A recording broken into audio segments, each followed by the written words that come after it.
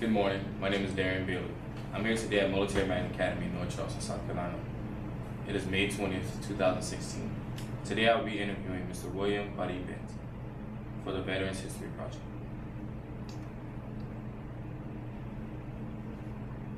Mr. Bendt, when and where were you born? Where were you born? When and where were you born? I was born in Charleston, South Carolina on August the 7th, 1921. Who and where are your parents, and what are their Parents. occupations? Who are your parents? Hey, Mr. Larry, Yeah? if you could just tell him to try to give us a little general background. Yeah, just give your background information about your parents and where you grew up. Background information. Yeah, where you grew up and everything. About where I was, okay, I was born in Charleston. I came up on Upper Meeting Street, 755 Meeting, very close to Romney. And I spent my first 14 years there, and then we moved to Maple Street for a little while, and then Woolman Street. And went to school down at James Simmons, and I went to Murray. Unfortunately, I didn't finish Murray. I was a dropout in those days. It was tough in those days because of the market had crashed in 1929, and we were all in sad shape and needed a little cash. So I went to work, and I did, and I went to the shipyard. They were calling people, and when I was 18 years of age, and I went to work there. And I went to work as a laborer, and I made $17.28 a week. And that was the most money I'd ever seen in my life, be assured. I finally got a chance to work in the office, worked my way on up. Then the draft came along and got me. I went in the Army. I had had the choice of the Navy or the Marine Corps or the Army. At Fort Jackson, they said if you go in the Navy, be back here in, no, if you go into the Marine Corps, be back in 7 days. If you go in the Navy, be back in 14 days. In Army, be back in 21 days. I had an old automobile I had to get rid of, and that sort of business, and I took the Army, and I was glad when I was all settled that I did go in the Army. I trained at, I reported to the Army, well, first of all, I went up for examination on the 9th of October, 1943. That's where we were all examined and got the opportunity to select our service, what we wanted. And when I had 21 days to report back, that put me back there on the first day of November, 1943. And from Fort Jackson, where they issued us clothing and whatever, I might mention, never felt so out of place in my life. But anyway, that's just the way it goes. They sent us to Camp Wheeler, Georgia, just outside of Macon, for 17 weeks of infantry training. And we were in the 1st Battalion, which was known as the Heavy Weapons Battalion. We didn't know it at the time, but the Heavy Weapons Battalion was soldiers being prepared for assignment to armored divisions rather than straight infantry. But anyway, when we finished up there, we had 10 days to report to Fort Meade, Maryland. This was in March, early March. And give us an opportunity to go home, tell folks bye, Then I reported to Fort Meade. From there, they organized us for shipment overseas. And they sent us, once we were organized, they sent us to Camp Shanks in New York to wait there until our ship came in. Well, it finally came in. It was the Elm de France. Elm de France, yeah. But anyway, it carried 8,000 troops, and it also carried 800 wags. The wags were on the upper decks, we were down below. Anyway, it took us 7 days to get to Scotland. Immediately they put us aboard a train and took us down to the south of England, near a little town called Wells. This was sometime in the middle of April. So we were in England about a month and a half rather, before the invasion of France. D-Day, as they called it. We were at our little camp at Wells, and they announced on the PA system that our troops had landed in France. D-Day had arrived. So we were told also to pack our bags and get ready to move up. Well, we didn't have to move right away. It was a few days before we had to move, and then they moved us down to the waterfront. I think it was Portsmouth. I wasn't sure. And then the ship took us over to Omaha Beach, where we climbed down the side of the ship and got into a troop carrier that carried us into the shores. But of course they dropped that ramp down in waist deep water. So we went ashore in the waist deep water. But anyway, the next morning I was assigned to the mortar squad in the 3rd platoon of H Company of the 41st Armored Infantry Regiment, the 2nd Armored Division. Hey, Mr. Bendt, can I ask you a question? When y'all landed on Omaha, what was the state of the beach like? What was it like when you landed in Omaha? What was it? What was it like when you got to Omaha? Now, Omaha, when I got there, another GI and myself were assigned to take care of all the bags that was on the beach. There must have been 35 or 40 of them for the guys that just had come in, and they were going to march them on up the hill. And this other GI and myself was to wait there until the truck arrived and load the bags. But standing there on the beach, looking out into the ocean, you could not see the horizon for the ships that were out there waiting to come in to the beach to unload.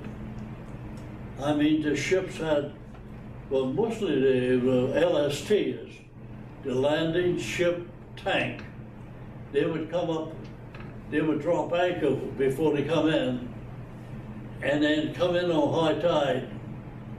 And they had a big ramp in the front, and they rolled trucks out of there, tanks, jeep. They brought soldiers, anything that you could think of, food and what have you. So yes, it was impossible to see the horizon because of the ships that were out there, and that was on the 12th of June. So finally the truck arrived, and we loaded it, and we didn't have to climb the hill. The truck did that for us, because that is a high hill. You come up off of that Omaha Beach to get up there, and I think every now and again about the GIs who landed on D-Day. They had to fight their way up that hill, and they caught the problem, no doubt. And right there at Omaha Beach, there were a little more than 2,000 of our boys killed there on D-Day. So I joined my company. Got to proceed right on. Yes, sir. Go right ahead. Okay. When the truck took me, well, the truck came and got all the bags, distributed them around, what have you. I was the last one off the truck. And that's when I was found out that I was going to be an H company. And the company clerk told me, says the company is out right now on what they call a reconnaissance in force. So I had no idea what a reconnaissance in force was, but anyway, he showed me where the squad, the motor squad would be, and I stayed in that area. And he said they'd be around 2 or 3 o'clock, and they did. The company showed up, and the next day, I met the guys, and I want to mention one fella in particular. I met each and every one of them, and one fellow was named Caps. He was out of Tennessee, and he asked me if I had ever dug a foxhole. And I told him, well, yeah, we had some of that back at Wheeler in training. He said, you stick with me, and I'll show you how to dig one fast. I said, you got a buddy, I'm right with you. So you always look for a buddy, you know? So the next morning, they rounded us up, said, we're going out on a reconnaissance in force, with me along this time.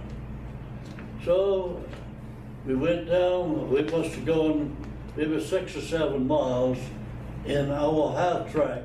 And I might mention, on the division, everybody rides. Now, when we run into a problem, we dismount and become regular infantrymen. But we rode our half tracks down to this area, and we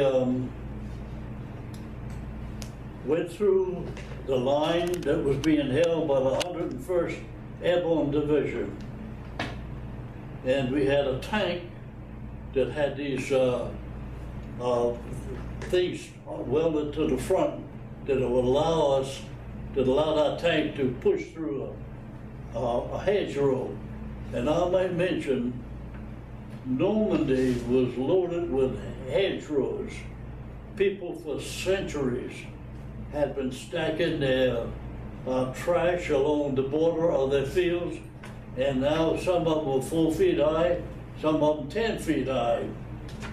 And it was a perfect thing to defend, but a rather difficult thing to charge.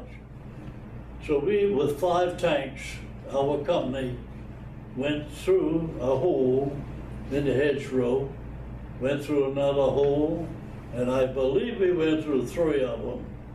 Now the whole idea was, the reconnaissance in force is to test the strength of the enemy in given positions. So somebody decided, okay, we could back out. And the tanks started leaving, and the GIs started jumping up on the back and up the route to ride us. And my first day of combat, you can call it combat if you want, I didn't see any anyway. I was the last man to climb on the last tank getting out of there. I said, that will never happen again. I'm not about to be the last man again. And I wasn't either. So we did some of that. We were never hardly up on the line, except the British was moving out of an area called Comont. Comont is on here. and they wanted us to take the line and stand in for them. The British had an operation going, and they needed every man that they could get their hands on. So we were up on the line, and when we got up, we went up there. We went out in front of the line, like in no man's land.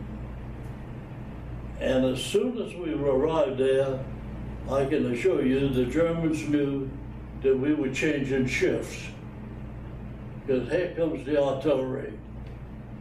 So that was the first time that I can remember artillery pouring in on us. And my friend Caps, he picked out a hole when he got there to where we relieved another outfit, another squad. And he jumped in head first into one that was pretty well round. And when the artillery lit up, he couldn't get out. So we had to help him out. But anyway, we stayed up there, and that night we moved out closer to the German lines. And there was a German on a machine gun out there, spraying everything. Well, he just did by himself. We had enough of him, and we went back to the outpost. And then we went back to the line. Somebody else took our place. I can't remember everything where we were. We waited, first of all, Normandy. The first one, this is the beaches here. This is the British beaches. They had three. They had Gold, Juno, and Seward. The Americans had two, Omaha and Utah. Utah was way up in here. Omaha was right along in here, and the British and the Canadians were here.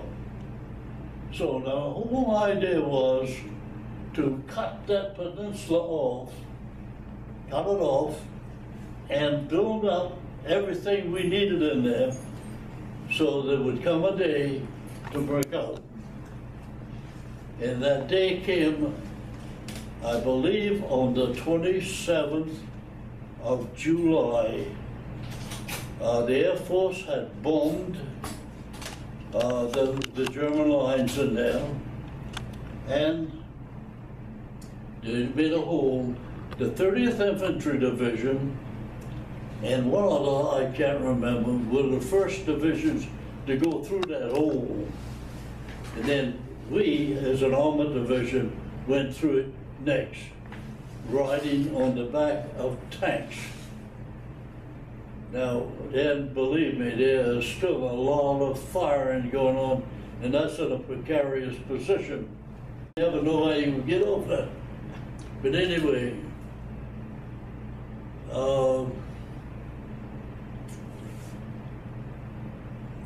I can't remember too much activity after that. So, sir, let me just put it in context. So, where are we at this point? How far have y'all progressed? How far were you? Right about? It was down in here. It was down in here by St. Lo.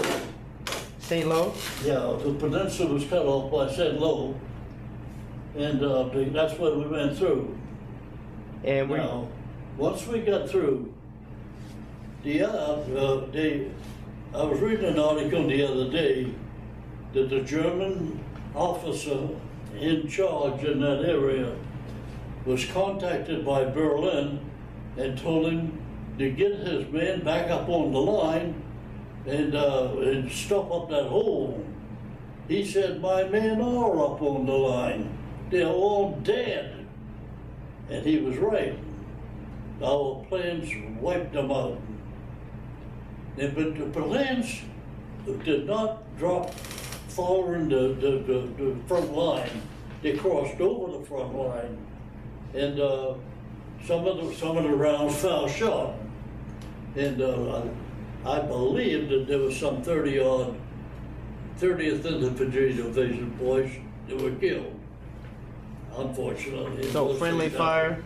But anyway, on the 27th, I believe it was the 27th of July, we came out of there and we started off. Now, we had to come down and head to a little town called Barrington. And we did in order to cut off a group of Germans that was in there. And we, in each company, was awarded a presidential unit citation. We had to travel about 50 miles to get there and pull up in there and stop them. In other words, stop reinforcements from coming in and stop any supplies coming in. But anyway, after that, we took off, and the whole idea is to round up these Germans in this area. I better mention to you them so that you'll understand. This map is all about the 2nd Armored Division. Just y'all's division?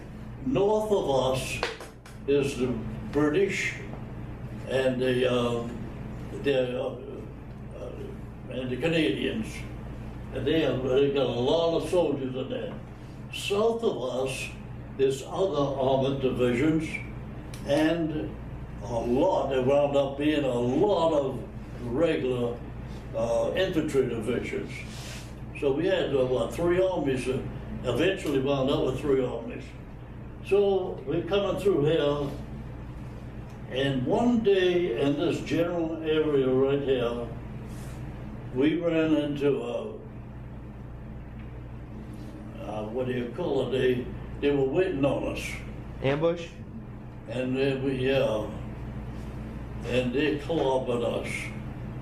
How did he kill any more than they did, I don't know. But anyway, we were in the fields. I went over a hedgerow, and I so happened to be at 2 hedgerows so together. And this was kind of a nice Sunday afternoon walk for there with your girlfriend. But anyway,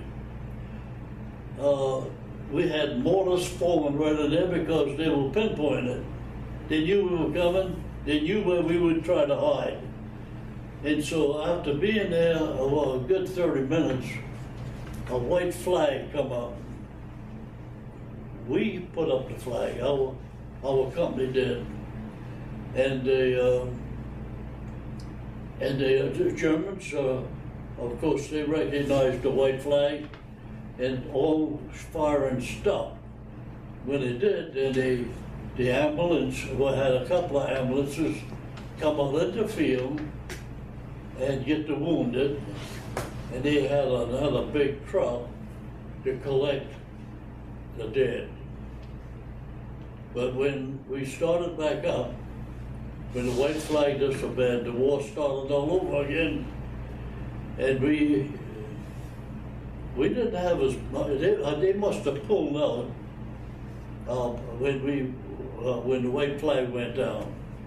Not entirely, but there was a little bit of battle going on. But anyway, we left there. So, sir, Now, believe me, so y'all had surrendered and then withdraw? But the flag is like a stop for a while. Oh, They got gotcha. the wounded. Gotcha. So they got the dead cleared out and then they Yeah, put it they start down? up again. Okay, Yeah. gotcha. all along here, there was fighting. The war's on. And then we got orders to go up here to, what's the name? Elbuff?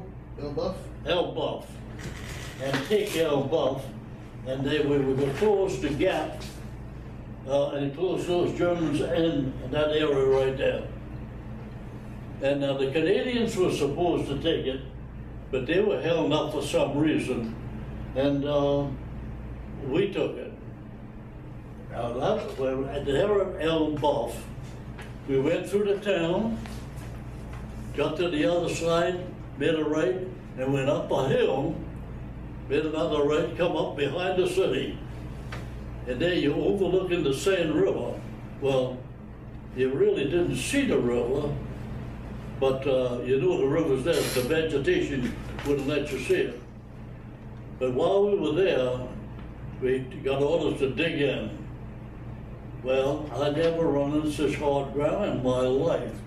My shovel wouldn't break it. The staff sergeant said he had to go down the hill to a meeting, and for me to use his pick to see if I could get it broke up. We had a little shovel because we carried it as part of our tools.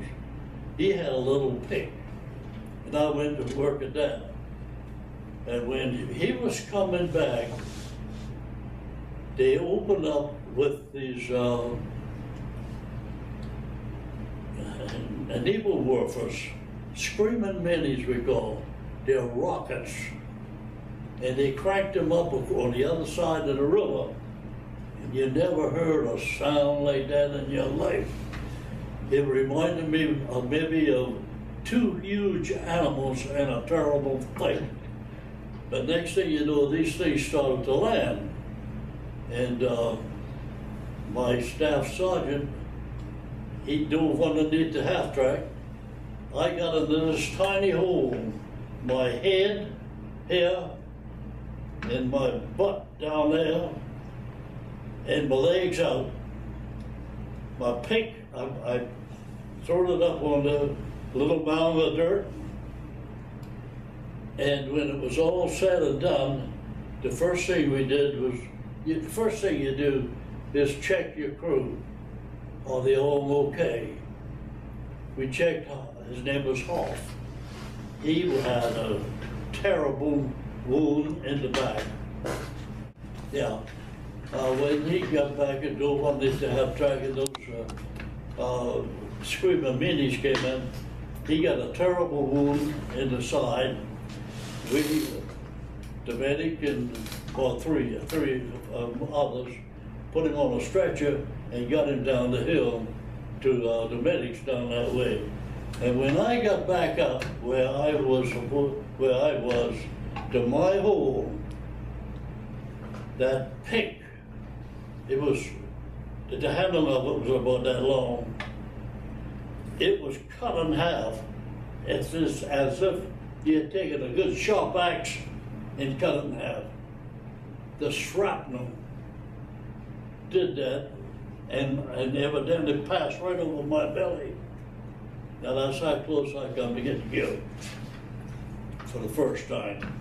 And then that other flint back in. So we left Elm Bluff, and believe me, we crossed the Seine River, and there's fighting. There's groups of the enemy here and there and what have you. Now let me explain something to you about an armored division in Europe, and especially in Germany. Europe has been overpopulated for many, many centuries. And as a result, they drew together and established little towns, little villages and what have you. And they farmed the land around these little towns. So there was a lot of open country. And usually an armored division, they would break us down to 3 units. It was called Combat Command A, Combat Command B, Combat Command R, all being reserved. And then A and B would take off side by side almost. We couldn't see them, but they were there. They couldn't see us, but we were there until we ran into a problem. If we ran into a problem, it was our job, since we had the manpower, we had the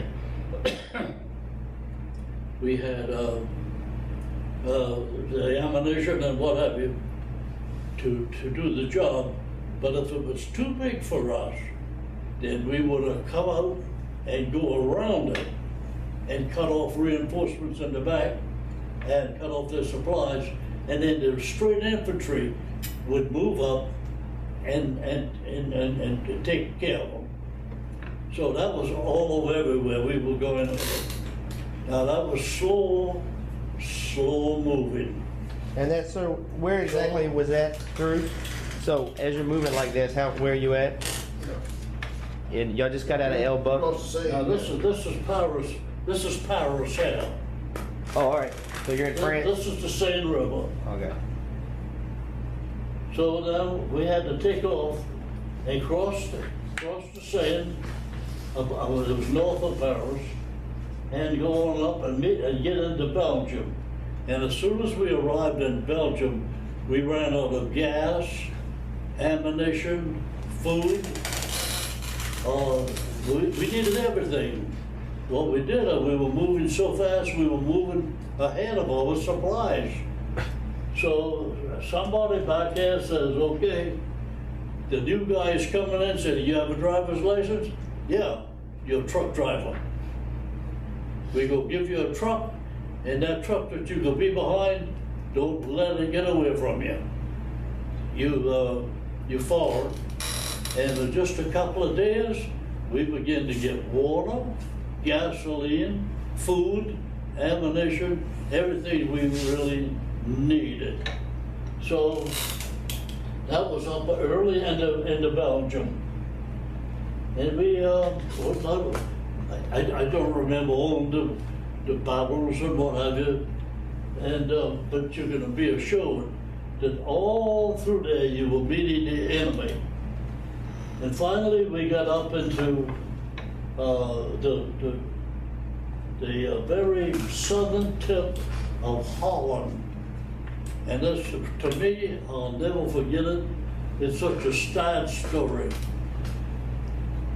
On several occasions, it was me and the driver on our half-track. No more. So when we got into Holland, well, all the time they're trying to get replacements up to us. And when we got up into Holland, we ran into a problem, and my driver pulled up into an apple orchard, and we had to stay there for a while. And up walks one of the old timers in the squad. He had been in the hospital, and he's coming back to work. His name was Chesky. So that little problem that was ahead of us, they finally took care of that. And we went down the road, made a right turn, and went up a hill, and that's where we spent the night. The next morning, it's the driver and Chesky and me. And the platoon sergeant come to me and said, Bendt, how many men you got? I said, Chesky and me. He said, just a while, I'll see if I can get you another man. So he got another man for me, a young fellow. He had just come in. And when we moved out, we moved across the road where we were and entered a big field. And across that field, we went to the edge of the woods. And as we got to the edge of the woods, here comes mortars and artillery, and that new boy was killed. Mortars killed him. I got to him, I looked at his head, and I asked him if he was hurt bad. And he very quietly shook his head and said yes. And he died in my arms. Well, nothing to do but the tanks and the infantry was moving down that field right next to the woods. And we got down there, and we were taking a lot of artillery. And when the artillery would start to come in, Chesky and I would bail out on the right side of the half-track, the driver on the left. Well, on the last artillery round that came in, it landed right on Chesky and killed him. And so I had to stand his rifle up and put his helmet on top of it. That's the new boy. I got the medic to him before we left him. But then we moved into this town, and I gotta admit, I was kind of a nervous wreck by then. And on the way down in that field, going by the edge of the woods. It was the strangest thing I ever saw. I never seen it again. There must have been a good 10 or 12 foxholes just inside of the woods. And there was a German in each foxhole, dead. Now, our tanks moving out of it, I think the tanks killed him. I'm not sure. What it almost had to be. But it seemed they had a lot of woods behind them. It seemed like that they would have got out of that foxhole and took off for the woods to be ready to fight again. But staying in that foxhole, and there must have been 10 or 12 of them, they were all dead. That was the worst thing I think I ever saw. But anyway, that was in Holland. Then we moved up into Germany. It was rather strange. While we were still in Holland, we were going down the street, little town, and on our right was like townhouses, sidewalks, paved street, and then a ditch and a barbed wire fence. And that's Germany. So our half tracks hit that ditch at about a 45, and right on over the barbed wire fence. And we went to the first little town that we come to, and wasn't a soul there. Me and another couple of guys, the little school there, we went through the school, and in every room there was a picture of the Fuhrer, Hitler, hanging in every room. So it was a busy school until we got there. But anyway, we moved on. Then we went up to a town called Ubach. I don't think it's on there, but that's where it was. And we were there in that area about a month, seemed like, in the rain, in the foxholes, mud. And one day, my foxhole was, and another guy with me. You always try to have two people. We were right next to a road that we could see down that road. And right in front of us that we couldn't see, it was a little town, but we could see the church steeple. And one afternoon, coming down that road, was a column of Germans. And usually they're led by an officer, followed by his aides and whatever. So I told the other guy, I said, listen, get that mortar, set the mortar up on the side of the foxhole, and maneuvered the thing, dropped a round in. The round fell just beyond them. And when it exploded, they took off on a run. Then I manipulated the mortar to try to follow them. And they turned into that road going to that village. And I'd thrown some in there. Well, it was less than an hour later when I knew they were looking at us from that church steeple. No doubt about it. They sent an artillery round our way, and it was a white phosphorus. And it landed just behind our foxhole. And so, oh Lord, next thing you know, one landed right there in front of us. They've got us bracketed in. They could see who fired at them. They could see my mortar. Well, they threw everything at us except the kitchen sink. I mean to tell you, round after round, I know it was around 30 of them. And the ground was soft and muddy, and some of those rounds were duds.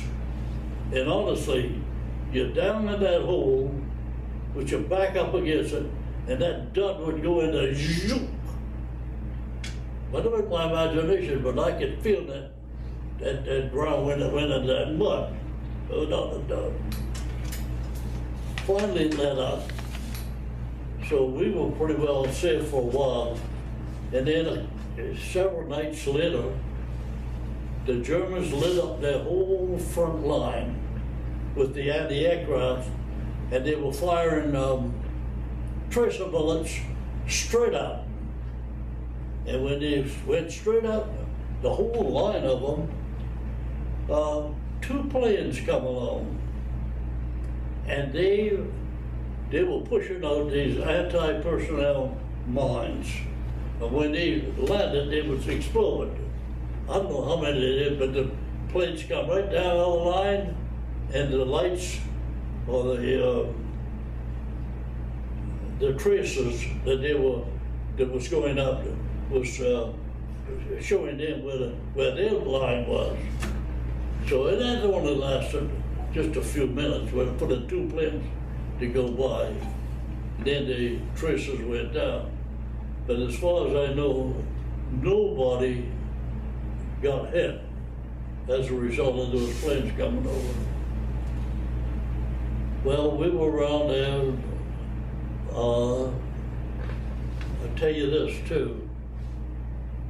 We had to move a little distance somewhere in there, and we ran into another bunch that was off the road and just waiting on us. And we got into a big fight right there. Well, it wasn't too many of them, but it was a fight anyway. They killed one of our boys in the company. And we finally got settled down there. I mean, the platoon sergeant set up a stake for me with my mortar. And we were after a machine gun was up on a hill. And honestly, and the good Lord was with me, no doubt, I dropped around right in that machine gun nest, that first round. Pure luck, you know? But anyway, the firing stopped. And we moved up that hill, through the woods, a short distance, and to a railroad bed. And looking down the railroad track, now we had a big fight, but looking down the railroad track, here comes 2 GIs strolling down the railroad track between the rails. I didn't know what to make of it, but one of them was a bird colonel, and the other was a master sergeant. But and he nodded their head going by. But since then, I've been banging my head against the wall for not taking those people in or killing them, one or the other, because I knew they were German in American uniforms, because that's when they were getting ready for that breakthrough down in the Ardennes. So they got by with it. But anyway, I think of that sometimes, how stupid I was, and the other ones too. So we let them, they got away with it. But finally, on the 16th of December, the Germans down this area broke through. 1940. What year? 16th of December, through the Ardennes. What year is that? 44? 1944? 1944, right. Right. Yeah, it was in December 1944. They broke through here. And just a few days before Christmas, they moved us, they said about 100 miles away, from up there around Ubac, and moved us down to the Bulge. They called it down the Battle of the Bulge. Here? Yeah. And when we arrived there, the Germans had been making such good advancements that they too ran out of gasoline and ammunition and what have you. But in the 2nd Armored Division, General Harmon, we called him Old Gravel Voice, but he was quite a general for tanks and what have you. But anyway, he tried to contact Corps and Army to get permission to hit the German 2nd Armored Division. They called it the 2nd Panzer Division. He couldn't reach either one of them. He said, heck with it. I'm gonna get them.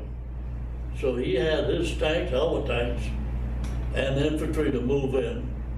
And we practically destroyed that 2nd Panzer Division. Had them on the run. But that is as far as they got. They got almost to the Moose River.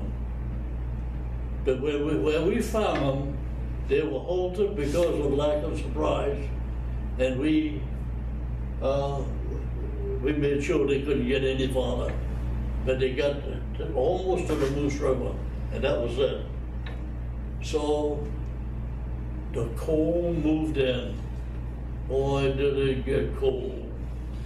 And they finally got galoshes to us and warmed our feet a little bit. My God, our toes they were getting rotten.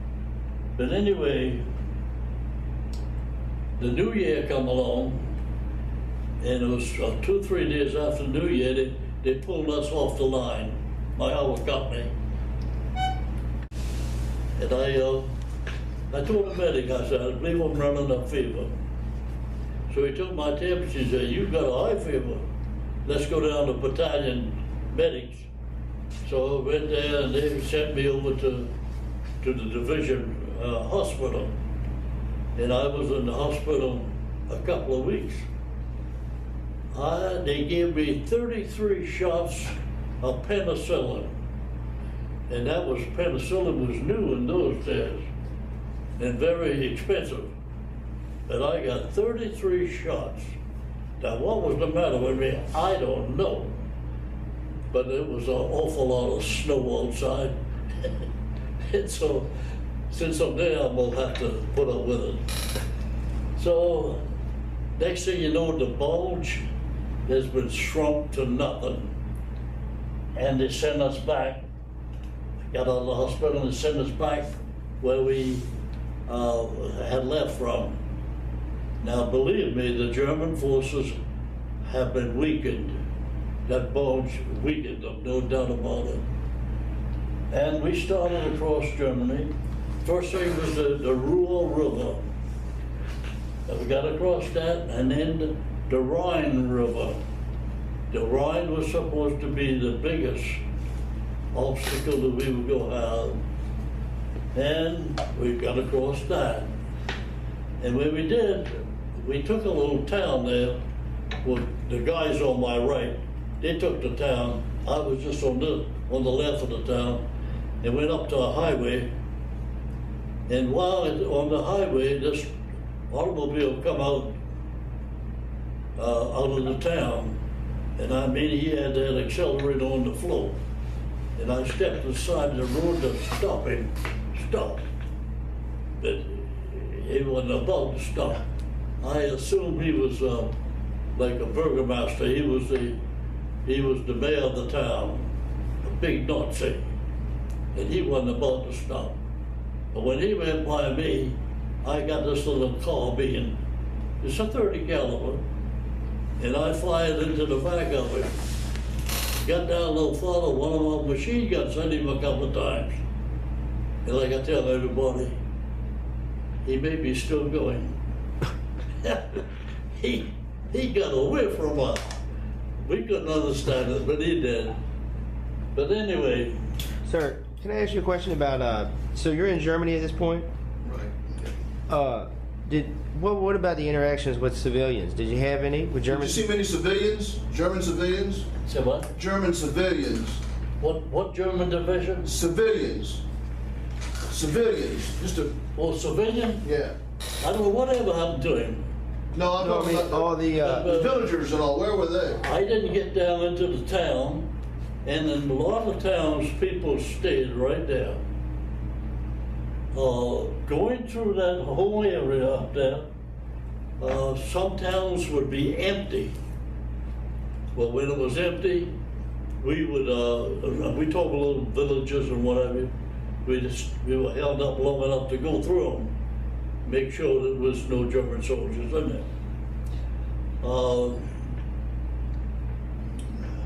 What was I gonna tell you?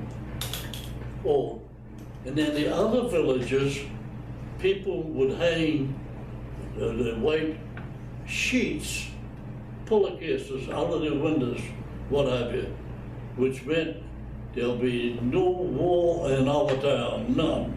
So we could shoot right on through that town. So they're not putting up a fight. We believed them, and it worked out great. It worked out great. So we got down into this area right here. That's a mountainous area. It was our determination to get back to the river and over that kept us going, and not to think about food. Yeah. Yeah, and no matter where we were, they always got food up to us. And it was mostly care rations. I liked the care rations because it had a breakfast unit, a dinner unit, and a supper unit. I especially liked the breakfast unit because it had a little can of ham and eggs. And it had powdered coffee. It had a little powdered cream, had crackers, had cigarettes, had tissue, whatever.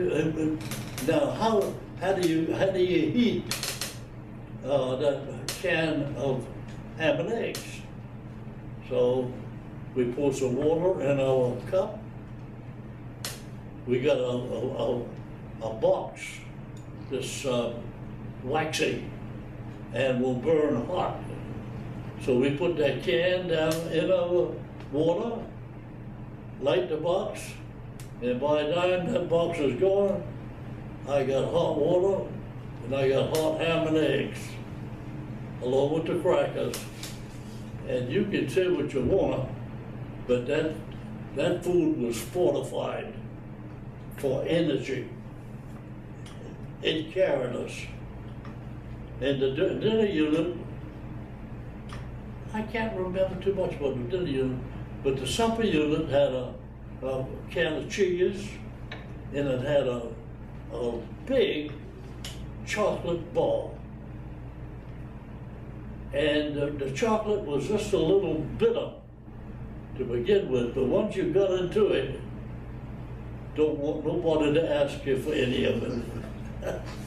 It was delicious. So all of our food was quite powerful for keeping us going, and they did get food to us. Thanksgiving dinner, I think it come a week after Thanksgiving. They pulled us off the line and got our Thanksgiving dinner. For Christmas, I think we got Christmas and New Year's. Well, that was right before they sent me to the hospital. I don't know whether I got any Christmas dinner then or not. But anyway, You got your Thanksgiving. the war's over, thank God. Nobody wanted to talk about it. And that suited everybody. You want to say? We'll pass on one. To the future generations. Anything, Something to the future generation? Yeah, or, you know, some anything he wants to say. words of wisdom. Well, I think every student should know in their history about not only World War II, but World War I too also, and the other conflicts, to know what this country is going through, why we went through it, and find out how great this country is and how much freedom we had. Now let's put it this way. if the Allies had lost World War II, this country would have been occupied, I suspect, from the Mississippi River to the Atlantic Ocean by the Germans, and from the Mississippi River to the West Coast by the Japanese. Now, both of these have leaders that are tyrants, they're dictators. And next thing you know, they would be at war. Eh? We had to win. We just could not afford to lose. Now, I'll say this. Russia took on a big load when they were fighting the Germans. But we were fighting on two fronts. We were helping out the Russians and fighting the Japanese in the Pacific. So we had our hands full. But students should know what has happened in all of our conflicts, even in Korea, Vietnam, even that mess over there now. But we live in a great country, and thank God for that. Thank you, Mr. Bendt, for taking time with your busy day. That's it. Thank you for taking time with your busy day. You don't have any more questions? No, sir. Okay. I had the flow. You did. And hey, thank you, sir. You were going through it, you actually were answering all of them. Well, I don't mind talking about it. People ask me if I mind. I said no. I have never mind talking about it. And I tell some of the gruesome things, but there is so much I cannot remember. Now, why I can't remember, I remember some I don't. Why? I don't know. Anyway. Well, we got some time. I wanted to get a video of your map. Where it goes. I wanted to look at the map real quick and just see. I wanted to get it on camera a little bit.